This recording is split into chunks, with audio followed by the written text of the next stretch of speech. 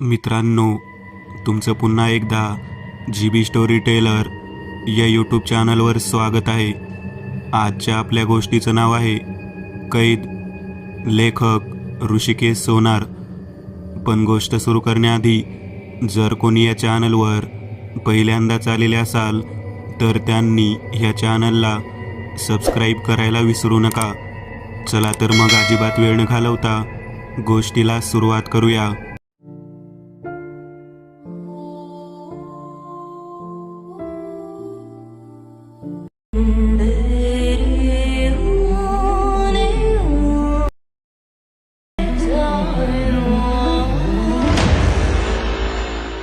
वर्ष 1980. आज दिवस बहुतेक 6205 असेल, नक्की आठवत नाही, पण असेल कदाचित हाच आकडा.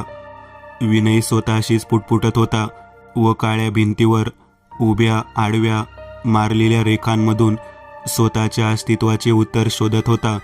कंटाळा आला होता या सर्वांचा आता, पण अंगवळणी इतकं पडलं होतं की कदाचित बाहेर निघालो तरी स्वतःला कुठल्याशा बंदिस्त खोलीत कोंडून घेईल. वाढलेल्या कुरळ्या केसांच्या झुपक्यातून मोठीशी दाढी शोभून दिसत असेल, पण न स्वतः पाहू शकत, ना कोणी पाहायला आला तर त्याचं कौतुक. शाबासकीची थाप मिळून तर कित्येक वर्ष झालीत, पण आता मनात येईल तेव्हा पोलिसांचा पट्टा पाठीवर मात्र नक्की मिळतो. त्याचे निशाण, जखम जेवढी ताजी आहे त्याहून ताजे मनातील विचार असतील तर किती बरं होईल. बाहुबलदंड आहेत, कपडे नेहमीच मळलेले, कधी चप्पल मिळाली तर उत्तमच, नाहीतर एक चप्पल चोरून त्या चप्पलने बंदिस्त खोलीतल्या अंधारात मच्छरांचे गुणगुणणे ऐकत वेध घेत त्यांना मारत बसायचे. हे सगळं त्या मेकॅनिकल इंजिनिअरिंगमधल्या इतरांना कठीण वाटणाऱ्या मेकॅनिकल व्हायब्रेशन आणि फायनाईट एलिमेंट ॲनालिसिस सारखं सोपं असतं तर बरं झालं असतं. इतक्यात घशाला पडलेली कोरड क्षमावण्यासाठी जेलखोलीमध्ये असलेल्या हंड्यातून ग्लासने 2 घोट पाणी पिलं. त्याच्या खोलीमध्ये होतं तरी काय असं, एक घोंगडी, एक उशी, चादर, हांडा, ग्लास, काही खडू, तर स्टार वॉरमधलं त्याचं आवडतं हुशार पात्र, एवढाचा 3 फुटी एक बाहुला व एक जोडी चप्पल. 5 फूट 8 इंच असणाऱ्या विनयच्या खोलीत खिडकी नावाची गृहोपयोगी वस्तू त्याच्या उंचीपासून 6 फूट वर होती. त्या 2 फूट लांबीच्या लोखंडी सळ्या असलेली खिडकीतून प्रकाश तरी असा किती येणार होता. जिथे सूर्य पूर्वेला उगवून पश्चिमेला मावळतो तिथे खिडकीची बाजू नैऋत्य दक्षिण होती. दक्षिण यांमध्ये तिरपी यायची नाही, तर फक्त दिवसा उजेड येऊन लवकर अंधार व्हायचा.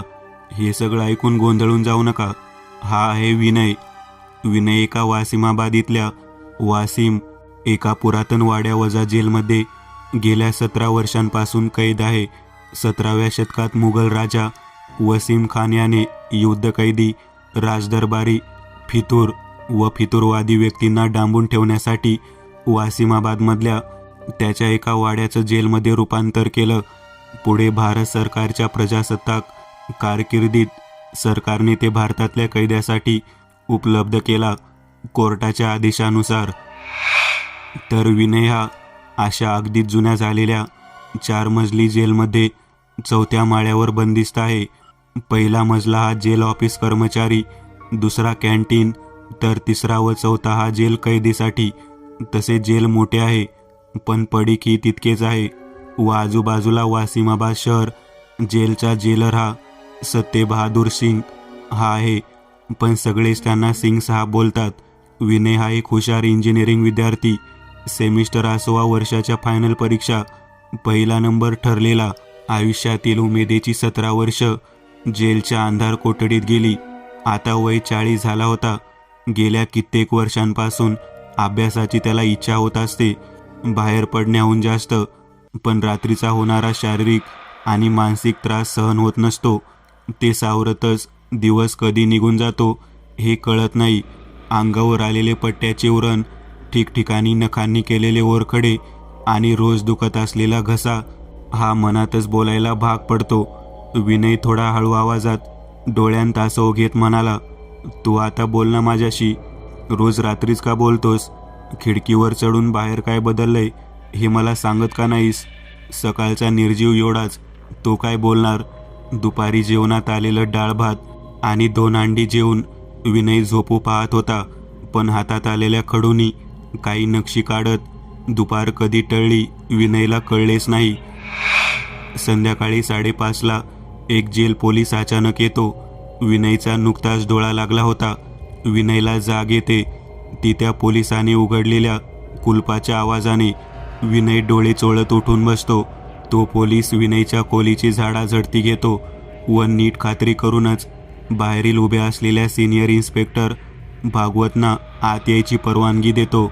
सिनियर इन्स्पेक्टर भागवत रंगाने सावळे, हुशार इन्स्पेक्टर, उंची व तब्येतही पोलिसी खाक्याला शोभेल अशीच.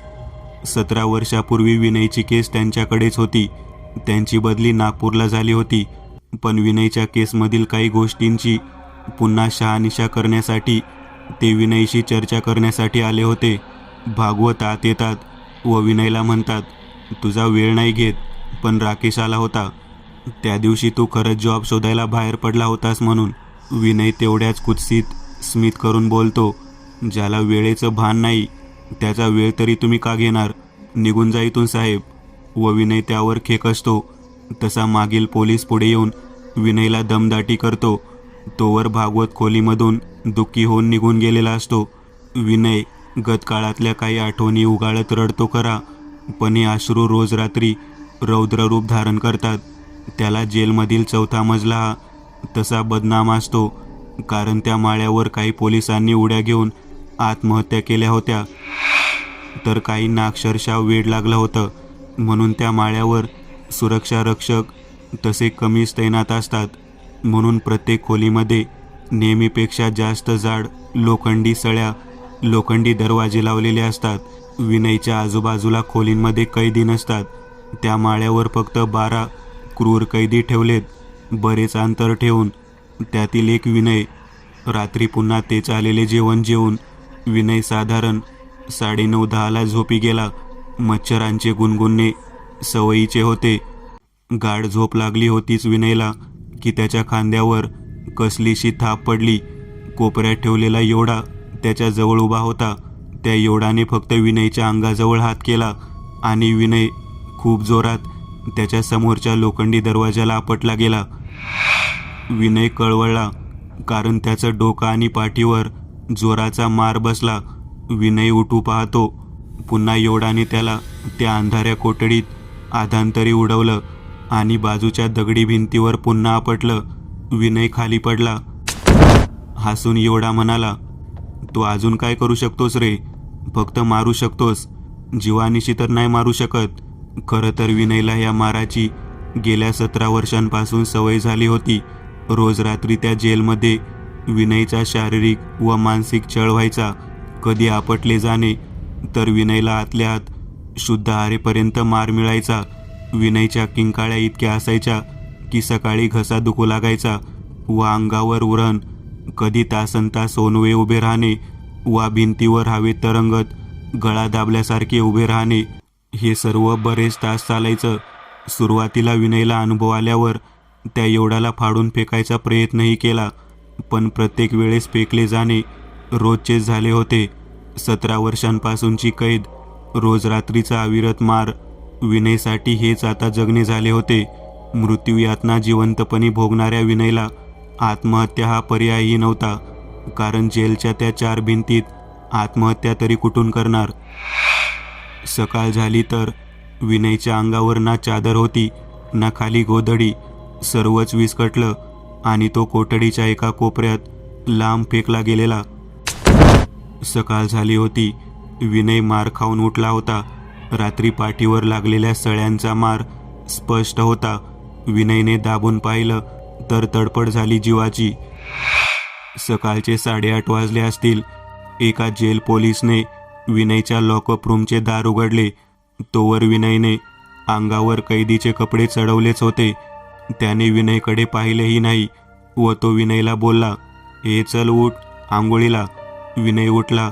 चेहऱ्यावर काही हावभाव न देता पोलिसासोबत चालू लागला. 17 वर्षांपासून कैदेत असलेल्या कैद्याला वागणूक तरी काय मिळणार? हा विचार करून बाथरूममध्ये शिरला. स्नानादी आटपून स्वतः कपडे धुवून दुसरे कपडे घातले व मजुरीवर रुजू झाला. त्या जेलमधील इलेक्ट्रिक व पंप मशीनचे दुरुस्ती व साफसफाईचे काम विनयचे होते. ते काम विनयवर जेलर सत्यबहादूर सिंगच्या सांगण्यावरून सोपवले होते. जेलमधील 2 पैकी एक पंप काल सकाळपासून सुरू नव्हता होत. त्या कामाची जबाबदारी विनयची होती, म्हणून तो जेलच्या मागच्या बाजूच्या आवारात जाऊन पंप मशीन दुरुस्तीचे काम करू लागला. त्यासोबत नुकताच जेलमध्ये कैदी म्हणून आलेला वाल्मिक वय 29 हाही होता. वाल्मिकला बँक दरोड्याखाली अटक झाली होती. विनय पंप स्टेशनमध्ये साहित्य घेऊन उतरला. वाल्मिक सोबतीला होताच. वाल्मिकची व विनयची नुकतीच काही दिवसांपूर्वी ओळख झाली होती. वाल्मिकने माहिती म्हणून विनयला विचारले, दादा तुम्ही कधीपासून? विनयने वाल्मिककडे पाहिलंही नाही. वाल्मिकने पुन्हा विचारले, दादा तुम्ही कधीपासून? विनय फक्त 17 बोलून मन लावून काम करत होता. वाल्मिकने आश्चर्यचकित होऊन विचारले, काय 17 वरीस? पण तुमचा गुन्हा काय? विनयने पुन्हा तेच केले. वाल्मिककडे पाहिलेही नाही. वाल्मिकने विनयच्या खांद्यावर हात लावून विचारले, दादा काय झालं? गुन्हा काय? विनयने वाल्मिककडे पाहिले व काम करता करता बोलला, मी 4 जणांची गुप्तांग कापले आणि अंगाची कातडी सोलली. हे बोलताना विनयच्या चेहऱ्यावर जराही दुःख नव्हते. विनयने हे सांगताच वाल्मिकचे डोळे पांढरे झाले. तो घाबरला. विनय हे ऐकून हसून बोलला, घाबरू नकोस, 17 वर्षापूर्वी केलं होतं मी हे. वाल्मिकने आता जरा बिचकतच विचारले, पण दादा का? विनय म्हणाला, बलात्कार केला होता त्यांनी माझ्या बहिणीचा. आता मात्र विनय मोकळा होऊन बोलू लागला, वाल्मिक, मी 16 वर्षाचा होतो. नुकताच 10वी पास झालो होतो. माझी बहीण संध्या महाजन वय 19 एके दिवशी सकाळी कॉलेजला गेली होती. दुपारी आलीच नाही. मी आणि आईने वाट पाहिली. कॉलेजलाही गेलो. मित्रमैत्रिणीकडे चौकशीही केली, पण काहीच थांगपत्ता लागला नाही. म्हणून आई आणि मी शेजाऱ्यांच्या मदतीने पोलीस स्टेशन गाठले. कंप्लेंट केली. पोलिसांनी मिसिंगची कंप्लेंट नोंदवत आम्हाला पाठवून दिले. त्या संध्याकाळी पोलीस स्टेशनमधून पोलीस घरी आले व त्यांनी आम्हाला पोलीस स्टेशनमध्ये पुन्हा बोलावले हे सांगितले. आई खूप रडत होती. वाल्मिक, मी धीर धरला होता. पोलिसांच्या माहितीनुसार आमच्या शहरातील एका निर्जन स्थळी एक तरुणीचे शव मिळाले होते. मृतदेहाची ओळख म्हणून आम्हाला रुग्णालयात बोलावले होते, कारण ते शव तिथेच ठेवले होते. आई व मी पोलीस जीपमध्ये बसून रुग्णालयात पोहोचलो. आई रडतच होती. रुग्णालयाच्या शवघरमध्ये ठेवलेल्या शवाकडे बोट दाखवत तेथील एक डॉक्टर ओळख पटवण्यासाठी माझ्या आईला घेऊन गेला. आईची तयारी नव्हतीच, म्हणून ती माझ्याकडे अश्रू भरलेल्या डोळ्यांनी पाहत तिला आधार म्हणून घेऊन गेली.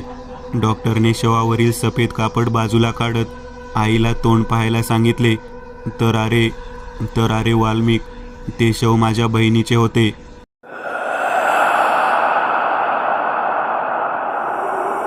आज सकाळी कॉलेजला गेलेल्या माझ्या बहिणीचा बलात्कार झाला होता. आई तिथेच कोसळून पडली. माझी स्थिती आईकडे पाहावे का बहिणीच्या शवाला? विनय बोलत होता.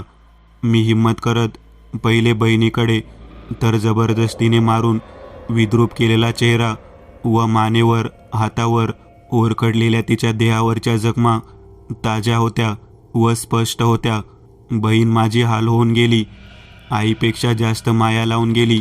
हे बोलता बोलता विनय आता रडू लागला. पण आज कदाचित त्याला थांबायचे नव्हते. कुणासमोर तरी व्यक्त व्हायचं होतं. एवढ्या वर्षाची त्याच्या मनातील खदखद बाहेर निघत होती. विनय पुन्हा बोलू लागला, वाल्मिक, त्या धक्क्यातून आई काही सावरलीच नाही. तीही बाबांसारखी मला काही दिवसांतच सोडून गेली. केसची जबाबदारी इन्स्पेक्टर भागवतांकडे होती. पोलीस तपासांमध्ये ते 4ही नराधम मिळाले. कोर्टमध्ये केस उभी राहिली आणि 2 वर्षांमध्ये पुराव्याअभावी जामिनावर त्यांना सोडून दिले. केसचा निकाल पूर्णपणे त्या नराधमांच्या बाजूने लागला होता. तोवरी ते माझे कॉलेज सुरू तर होते, पण कॉलेजला जाणे फार कमी झाले होते. शेजाऱ्यांनी मला धीर दिला आणि सांभाळले. मी रात्रपाळी करून आईची इच्छा म्हणून इंजिनिअरिंगला ॲडमिशन घेतले आणि सोबत राकेश, शेजारील काकूंचा मुलगाही होता. रात्रभर झोप न येऊ देणारा तो बहिणीचा चेहरा डोळ्यासमोरून काही जात नव्हता. तिच्या किंकाळ्या झोपू देत नव्हत्या. मी कान बंदही केले तरी आईच्या व बहिणीच्या मृत्यूने झोप नाही लागायची. इंजिनिअरिंग करताना ताण अभ्यासाचा वाटला नाही, कारण मुळात हुशार होतो मी. पण वयाच्या 15व्याच वर्षी मी माझं ध्येय निश्चित केलं होतं. वाल्मिक, मी इंजिनिअरिंग करून, काम करत लग्न करून माझं आयुष्य व्यतीत करू शकलो असतो, पण रात्रीचा होणारा हा त्रास आयुष्यभर झाला असता व कदाचित माझ्या या पुरुष मानसिकतेला ते पटलंही नसतं. म्हणून इंजिनिअरिंग पास झाल्यावर काही दिवसात मी माझ्या कामाला लागलो. रात्रपाळी करून मी दिवसा ते 4ही नराधम सध्या कुठे राहतात, काय करतात हे शोधू लागलो. त्या 4पैकी एक, विक्रांत, त्याचा बाप बहिणीच्याच कॉलेजजवळील नगराचा स्थानिक नगरसेवक होता आणि इतर 3 त्यांच्या जीवावर गुरमीत होते. चौघांना दारू व जुगाराचा नाद होताच. रोज ते रेल्वे रुळालगत असलेल्या झाडीत काही मित्रांसोबत जुगार खेळायचे. मीही त्या काळात माझी दाढी व केस वाढवले होते व दिवसा त्या जुगाराच्या जागेवर जाऊन त्यांच्यासोबत मैत्री करून जुगार खेळायचो. काही दिवस मी असेच केले व एके दिवशी दिवसपाळीचे काम हवे ह्या उद्देशाने कामाच्या शोधात जातो असे राकेशला सांगून मी घरातून बाहेर पडलो आणि संधी साधली. मी नेहमीप्रमाणे त्या चौघांबरोबर जुगाराच्या ठिकाणी गेलो. डाव सुरू झालाच होता. तेवढ्यात त्यांना दारू प्यायची होती. मी दारू आणतो असे सांगून ते खुश झाले माझ्यावर. मी उठलो व थोड्या वेळाने फिरून त्यातील विक्रांतच्या डोक्यात बाजूला असलेला दगड घातला. तसे त्याचे ते 3ही मित्र माझ्यावर धावून आले व बाकीचे घाबरून पळून गेले. मी माझ्याजवळ असलेल्या धारदार मोठ्या चाकूने त्यांना मारले. क्षणाचाही विलंब न लावता त्यांचे कपडे काढून त्यांचे गुप्तांग कापून काढले आणि सोबतच माझ्याजवळील असलेल्या दुसऱ्या चाकूने प्रत्येकाच्या अंगावरील चामडीही सोलून काढली. वाल्मिकी, हे करताना मी खरंच रडलोही नाही, कारण माझं ध्येय मी साधलं होतं असं विनय बोलत होता. त्या विक्रांतने तेव्हा स्वतःला व मित्रांना बापाच्या जोरावर सोडून घेतले होते आणि इथे मी माझ्या जोरावर माझं ध्येय गाठलं होतं. आई आणि बहिणीच्या आत्म्याला तेव्हा शांती मिळाली असणार. राकेश व त्यांच्या घरच्यांना त्या विक्रांतच्या बापाच्या दबावाखाली उलट कबुली दिली कोर्टात. मला तसाही पश्चाताप नव्हता आणि न्यायालयीन आदेशानुसार 30 वर्षांची सजा लागली. तेव्हापासून इथेच आहे. वाल्मिक हे सगळं शांत ऐकत होता. तोवर विनयने सांगता सांगता पंपही चालू केला होता. त्या पंपच्या खडखड आवाजाने वाल्मिकीची तंद्री तुटली. दोघांकडे लक्ष ठेवून असलेल्या पोलिसाने पंप सुरू झाल्याची शहानिशा करून दोघांना आजच्या कामातून रजा दिली. तोवर दुपारची जेवणाची वेळही झालीच होती. वाल्मिक रांगेत उभे राहून कॅन्टीन रूममध्ये जाऊ लागला. पण विनयचे जेवणही कॅन्टीन रूममध्ये नाही तर त्याच्या लॉकअप रूममध्ये मिळायचे.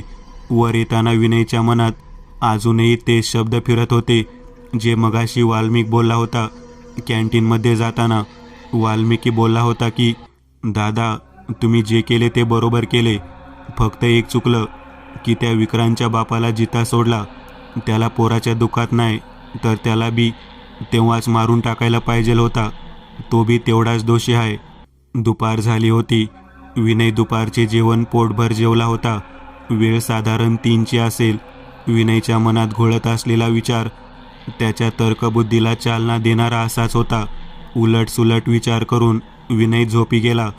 काही वेळाने संध्याकाळ झाली.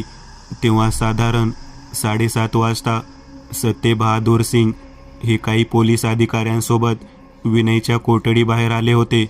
पोलिसांनी लॉक रूमचे दार उघडले. विनय तोवर आवाजाने उठलाच होता.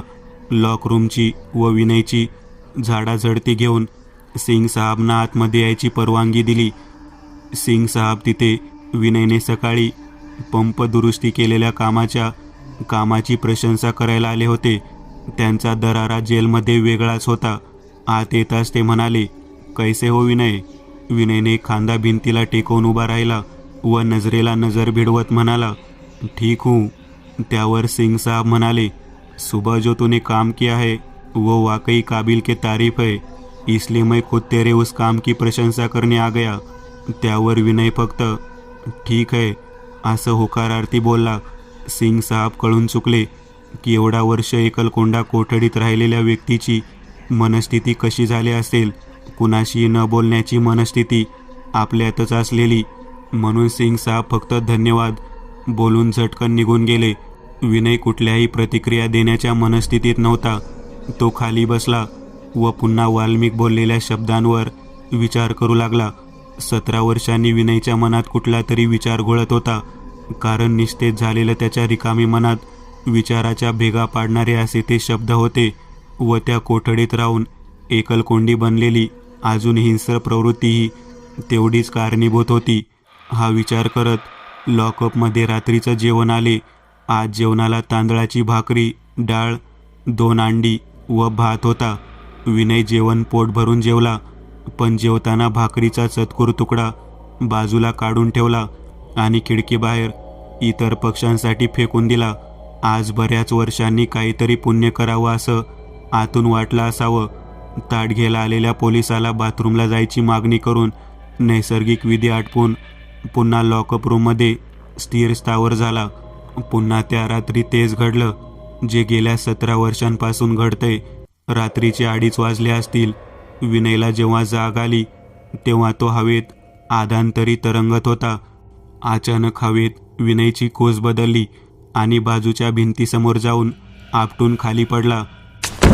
त्याला उठायची वेळही नाही मिळाली की त्याला मुक्कामार सुरू झाला. पाठीवर, हातावर, पोटावर लाथा पडल्या. कोणीतरी अत्यंत त्वेषाने मारत होतं. थोड्या वेळाने लॉकअप रूममध्येच फरफटत त्याला विरुद्ध बाजूच्या भिंतीवर आपटला गेलं आणि त्याच्या गळ्याजवळ कसलासा हाताचा फास गुंडाळल्यासारखं होऊन त्याच अवस्थेत त्याला भिंतीवर उचललं गेलं आणि विनयची भिंतीवर आधांतरी लटकत श्वास घेण्याची धडपड चालू होती. त्या गळा दाबण्याचा त्वेष एवढा होता की विनयची काही मिनिटांनी धडपड मंदावली आणि त्याची शुद्ध हरपली. सकाळी 3:45 वाजता विनयला जाग आली. काहीसा ऊर भरून श्वास घेत दचकूनच उठला तो. घामाघूम झालेलं शरीर, संपूर्ण अंग माराने दुखतच होतं. तोंडातून अर्धवट बाहेर आलेली लाळ सावरत लाल डोळ्यांनी विनय जेलमध्ये त्या योडाला पाहत ओरडतो, ए, तू मला गेल्या कित्येक वर्षांपासून मारतोय. बाकी कुणाला मारू नकोस. फक्त मी सांगतोय त्याला माझ्यासाठी मारशील. माझा देह तुझा, माझं रक्तही फक्त तुझंच असेल. समोरील बसलेला एवढा काही क्षण शांत वाटतो, पण तेवढ्या चपळाईने हवेतच उडत त्याच्या समोर येऊन उडू लागतो. खिडकीबाहेर सुटलेला गार वारा, खिडकीतून चंद्राचा मंद प्रकाश त्या योडावर पडत होता आणि खाली मार खाऊन क्षीण झालेला विनय रागाने, बदल्याच्या भावनेने योडाकडे बघत त्याच्या नजरेला नजर भिडवत होता. त्यावेळेस विनयची त्या खुनशी आणि पुरुषी मानसिकतेचं दर्शन होतं. 17 वर्षात विनयने कित्येकदा विचारण्याचा, विनवण्या करण्याचा प्रयत्न करूनही न बोललेल्या त्या योडामधून एक खोल गंभीर आवाज आला, मैं जो बोलूं वो कर, फिर तू जो चाहता है वो होगा. विनयच्या भुवया उंचावल्या आणि त्याने कसलाही विचार न करता मान हलवत लगेच होकार दिला. विनयला कसलासा आवाज आला म्हणून त्याने त्याच्या लॉकअपच्या कुलुपाकडे अंधारात पाहिले तर ते हालायला लागले आणि अचानक ते जोराचा आवाज करत फुटून खाली पडले आणि लॉकअप रूमचा दरवाजा खुला झाला. त्या योडाने खुल्या झालेल्या दरवाजाकडे पाहत विनयला बाहेर निघण्यास सांगितले. तसा विनय कसलाच विचार न करता कसा तरी उठत दरवाजातून बाहेर निघतो. बाहेर येऊन पाहतो तर काय, त्या माळ्यावरच्या कोपऱ्यात असलेल्या 2 गस्तीवर असलेले पोलिसांचे हात आणि पाय वाकडे होऊन डोळे वर गेलेले होते व भिंतीला चिकटून दोघे उभे राहिले होते आणि त्यांच्या बाजूला एक 6 फूट उंचीची सावली त्याला दिसते आणि ती त्या जिन्यावरून खाली जात अंधारात अदृश्य होते. कदाचित ती सावली मला खाली जाण्याचे निर्देश देते असा विचार करून विनय त्या सावलीमागे धडपडत त्या माळ्याच्या जिन्यावरून चोर पावलांनी खाली उतरतो. 3ऱ्या जिन्यावर असलेल्या लोखंडी गेटला असलेल्या कुलुपाचीही ती स्थिती झाली होती जी विनयच्या लॉकअपला असलेल्या कुलुपाची झाली होती. ती सावली बल्बच्या उजेडात तिथून पुन्हा खाली जाताना दिसत होती. विनय स्वतःला सावरत धडपडत त्या सावलीचा पाठलाग करतो. असं एक एक करत ती सावली प्रत्येक माळ्यावरील लोखंडी गेट आणि गस्तीवरील पोलीस अधिकाऱ्याची तीच हालत करते जी मगाशी केली होती. आता मात्र ती सावली विनयला एका तळमजल्यावर घेऊन येते. त्या जेलमधील डाव्या बाजूच्या एका कोपऱ्यात बाथरूम होता. त्या कोपऱ्यावरील लुकलुक होणाऱ्या बल्बच्या प्रकाशात ती सावली उभी झालेली दिसत होती. म्हणून विनय त्या बाथरूमकडील जागेकडे लंगडत लंगडत सरसावतो. ती सावली मात्र आता विनयशी बोलू लागते. आवाज पुन्हा तोच, खोल, गंभीर. पाखाना में जाओ, खुद को आका को बख्श दो. विनय परवा न करता बाथरूमच्या दरवाजाकडे जातो. आतून येणाऱ्या लहान बल्बचा प्रकाश आता मात्र विनयच्या तोंडावर लख्ख पडतो. दरवाजाच्या चौकटीत उजवा पाय ठेवून आत जाताच त्याच्या चहूबाजूला पूर्णपणे खोल अंधाराची गुफा तयार होते. थोड्या वेळासाठी विनयला काहीच कळत नाही की काय झाले. ना कसला आवाज, ना कुठलाही हवेचा मागमूस. फक्त श्वास घेता येत होता आणि अंग जखडल्यासारखे झाले होते. तितक्या त्या गुफेच्या वर आणि खाली हजारो फक्त बाह्यापर्यंत दिसत असणारे हात येतात व ते एक एक करत विनयला उचलून धरतात आणि त्याला पुढे घेऊन जाऊ लागतात. अंग आखडले असले तरी कसा तरी जीव वाचवायचा प्रयत्न विनय करू लागतो. आरडाओरड करतो, निष्फळ किंकाळ्या देतो, पण त्या काळ्या गुफेत ते हात फक्त त्याला पुढे पुढे कसंही उचलून खेचून जाऊ लागतात. तितक्यात एका ठिकाणी विनयला थांबवले जाते. त्या अंधाऱ्या गुफेत वर आणि खाली आलेले हात अदृश्य होतात. विनय त्या अंधाऱ्या गुफेत उभा राहतो. कसलंसं सफेद किरण त्या अंधाराला कापत त्या गुफेच्या पुढील भागाच्या एका कोपऱ्यातून विनयकडे येऊ लागतं. सोबत कुणाच्या तरी किंकाळ्याही येऊ लागतात. विनयच्या चेहऱ्यावर स्पष्ट पडणाऱ्या त्या किरणांमधून आवाज कुणाचा येतोय हे ऐकण्याचं कुतूहल त्या परिस्थितीतही विनयच्या मनात जागृत होते. आता मात्र विनयचे अंग सैल होते व त्याला अवयवांची हालचाल करता येऊ लागते. चेहऱ्यासमोर हात धरत विनय त्या प्रकाशाची अडवणूक करतो. डोळ्यावर पडण्यापासून आवाजाच्या कर्णकर्कश किंकाळ्या गुफा भेदणाऱ्या होत्या. तितक्या त्या प्रकाशातून एका व्यक्तीची प्रतिकृती रांगत विनयच्या दिशेने येऊ लागते. काही अंतराने ती प्रतिकृती अधिकच स्पष्ट होते आणि विनय काही अंशी जागेवर कोसळतो. श्वास मोठा मोठा घेत जातो तर डोळ्यांमध्ये प्रतिकृती स्पष्ट होऊ लागते. ती रांगत येणारी व्यक्ती दुसरी तिसरी कोणी नसून चक्क विक्रांतच्या बापाची असते. अक्षरशः संपूर्ण अंगावर खोलवर नखांनी झालेले ओरखडे, रक्ताने माखलेले कपडे, डोक्यावरील उपटलेले केस तर पाय तोडूनच टाकले होते. म्हणून रांगत येणारा विक्रांतचा बाप आता विनयला स्पष्ट दिसू लागला होता. विनयच्या अंगावर काटा आणणारा असाच तो क्षण होता ज्या व्यक्तीच्या दुष्ट प्रवृत्तीमुळे संध्यावर झालेल्या बलात्कारी अपराध्यांना कुठल्याही प्रकारची हानी झाली नव्हती आणि ते तेव्हा मोकाट फिरत होते. व विनयच्या एवढ्या वर्षाच्या कोठडीमागे असलेली सूत्रधार व्यक्ती आज विनयसमोर जीवाच्या आकंताने किंकाळत रांगत होती. इतक्या त्या रांगणाऱ्या विक्रांतच्या बापाच्या मागून कसलीशी काळी आकृती जलद गतीने येते आणि मागून 2 पायांच्या मध्ये स्वतःचा पाय ठेवून विनयच्या बापाचे दोन्ही पाय ओढत मधूनच त्याला फाडून टाकते.